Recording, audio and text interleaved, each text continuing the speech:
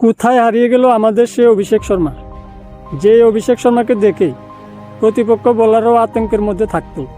তো বন্ধুরা, আজকের ভিডিওতে আমরা কথা বলবো এমন একজন প্লেয়ারকে নিয়ে, যাকে একসময় দেখলেই প্রতিপক্ষ বোলারদের মধ্যে একটা আলাদা চাপ তৈরি হতো।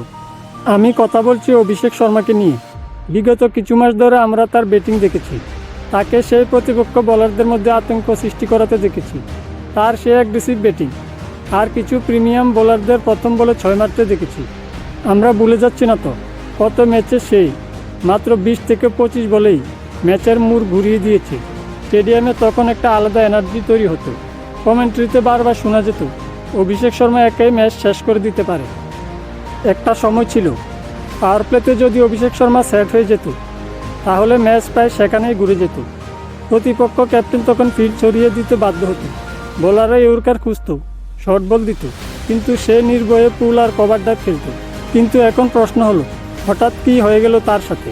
এই আইসিসি টি20 ওয়ার্ল্ড কাপ 2026-এ এখনও পর্যন্ত ব্যাটিং করে নিজের খাতাও খুলতে পারেনি অভিষেক শর্মা। ইউএসএ, পাকিস্তান আর নেদারল্যান্ড এই 3টা ম্যাচে ব্যাক টু ব্যাক 3টা ডাক, 3 ম্যাচে 0 রান। একজন ওপেনারের জন্য এটা খুব কঠিন সময়, কারণ ওপেনার মানে টোন সেট করা, আর যখন টানা 3 ম্যাচে 0, তখন আত্মবিশ্বাসে একটু হলেও ফাটল ধরেই। প্রথম ম্যাচ ছিল ইউএসের বিরুদ্ধে। সবাই ভেবেছিল ম্যাচটা খুবই সহজ, অভিষেক বড় ইনিংস খেলবে, কিন্তু শুরুতে একটা ভুল শট আর সরাসরি প্যাভিলিয়নে ফিরে যেতে হলো। তখন অনেকে বলেছিল হয়তো প্রথম ম্যাচ, তাই একটু নার্ভাস ছিল। তারপর এলো পাকিস্তান ম্যাচ। এই ম্যাচের আলাদা একটা চাপ থাকে, দর্শক, মিডিয়া সব মিলে হাই ভোল্টেজ পরিস্থিতি। এই ম্যাচে সবাই আশা করেছিল অভিষেক আগ্রাসী ব্যাটিং করবে, কিন্তু আবারও কয়েকটা বল খেলেই আউট। তারপর তৃতীয় ম্যাচ নেদারল্যান্ডের বিরুদ্ধে।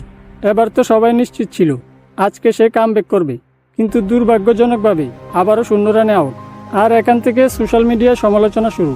কেউ বলল ওভার রেটেড, কেউ বলল বড় ম্যাচের প্লেয়ার নয়। এখন ব্যাপারটা সত্যিই চিন্তার। তাহলে কি সমস্যা টেকনিকে, নাকি মানসিক চাপ, নাকি অতিরিক্ত আগ্রাসন?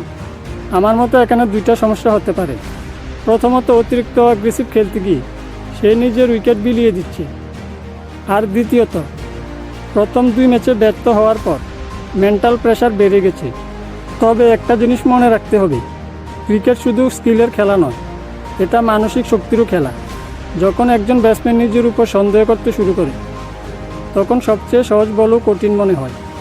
কিন্তু আমরা কি ভুলে যাচ্ছি এই সেই প্লেয়ার যে একাই ম্যাচ জিতিয়ে দিত? 3টা ডাক করা মানে এই না যে সে খারাপ প্লেয়ার হয়ে গেছে। ক্রিকেটে ফর্ম আসা যাওয়া করবেই, কিন্তু ক্লাস সবসময় থেকে যায়। অনেক বড় বড় প্লেয়ারও ক্যারিয়ারের শুরুতে এমন খারাপ সময় পার করেছে, কিন্তু পরবর্তী সময়ে তারাই সবচেয়ে বড় খেলোয়াড় হয়েছে। হয়তো অভিষেকের ক্ষেত্রেও তাই। এই খারাপ সময়টাই ভবিষ্যতের বড় কামব্যাকের গল্প লিখবে। এখন প্রশ্ন হলো, টিম ম্যানেজমেন্ট কি ওকে আবার সুযোগ দেবে, নাকি দলে পরিবর্তন আসতে পারে? আমার ব্যক্তিগত মত হলো, একজন ম্যাচ উইনারকে এত তাড়াতাড়ি বাদ দেওয়া ঠিক নয়। হয়তো পরের ম্যাচে একটা 50 বা 60 রানের ইনিংস খেলবে আর সব সমালোচনার জবাব দেবে। ক্রিকেটে কামব্যাক সবসময় সম্ভব। তো বন্ধুরা, তোমাদের কি মনে হয় অভিষেক শর্মা কি কামব্যাক করবে, নাকি এখনই টিমে পরিবর্তন দরকার? এ বিষয়ে তোমাদের মতামত কমেন্টে জানাও। আর ভিডিওটি ভালো লেগে থাকলে লাইক, শেয়ার আর ফেসবুক পেজটিকে ফলো করে দিও। ভিডিওটি ইউটিউব থেকে দেখলে চ্যানেলটিকে সাবস্ক্রাইব করতে ভুলবে না। ধন্যবাদ।